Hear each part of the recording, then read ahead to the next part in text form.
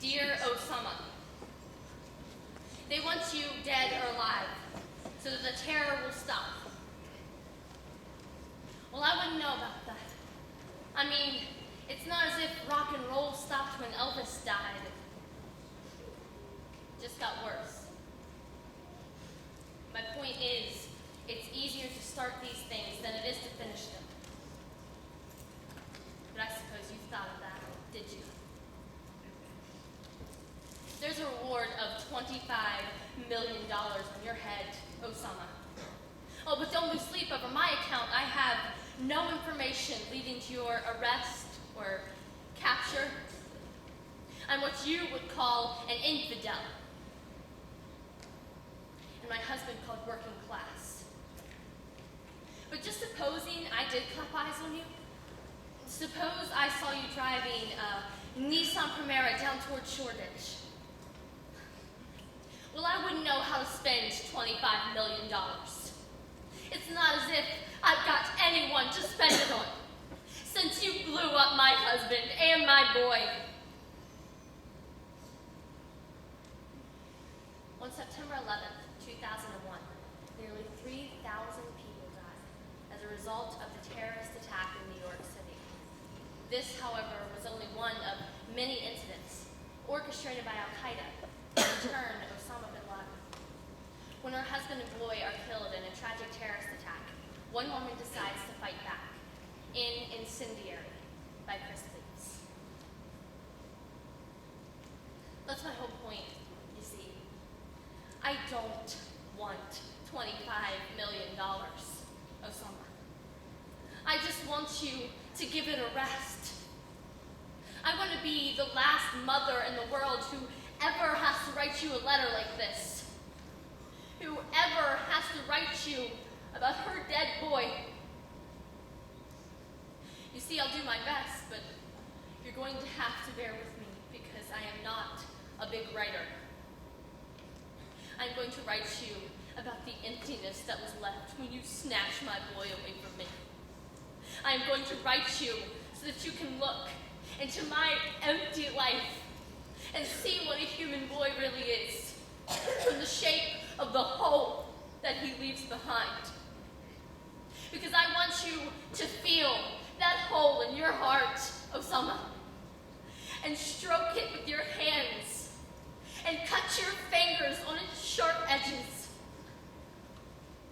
I am a mother, Osama, and I just want you to love my son. I know you can love my boy, Osama. The paper says you are an evil monster, but I don't believe in evil. I know that you can stop these bombs in a second. If I could just make you see my son with all of your heart for one moment. So I will do my best with these words, Osama. And I hope they reach you before the Americans do.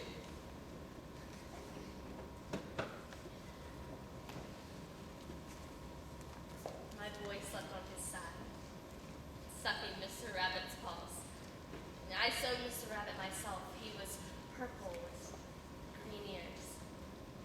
He went everywhere my boy went, or else there was trouble. Mr. Rabbit survived. I still have him.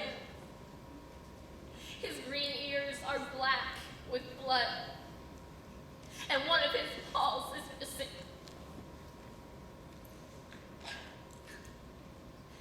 They say you believe in Allah. They say you believe that if your men kill anyone innocent, that you're doing them a favor because they'll go to be with Allah in paradise. Well, I wouldn't know about that. My husband didn't believe in Allah. He believed in his kid and the Arsenal football. Now you live in the mountains, Osama, with Kalashnikov, raining God's fiery vengeance down on the heads of the Prophet's enemies. So you might not think that football is that important.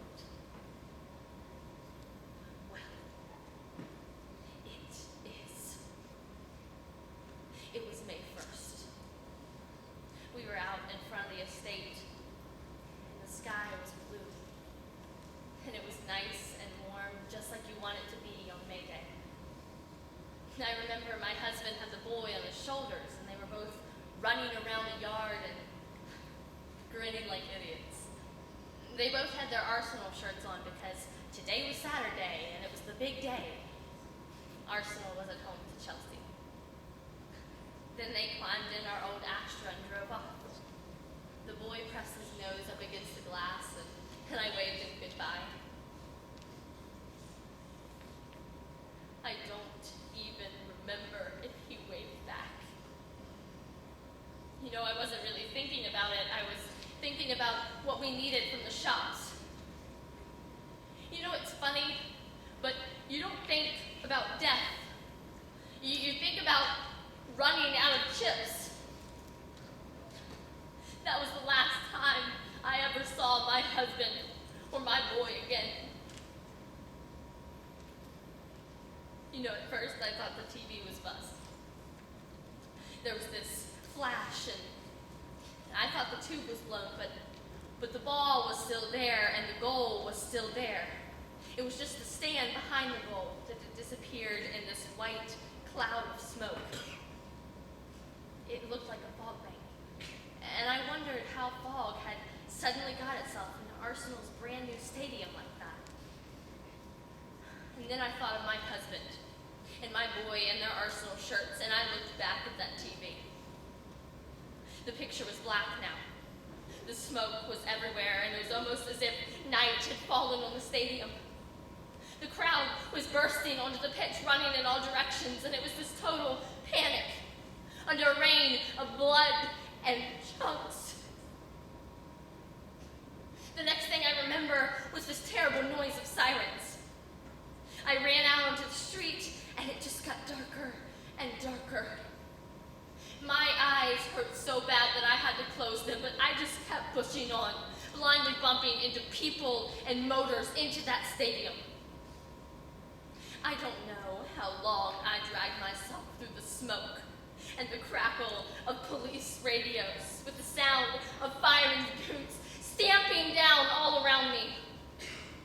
I went up steps and down steps with bodies and bits of bodies lying all over them. After a long time, I saw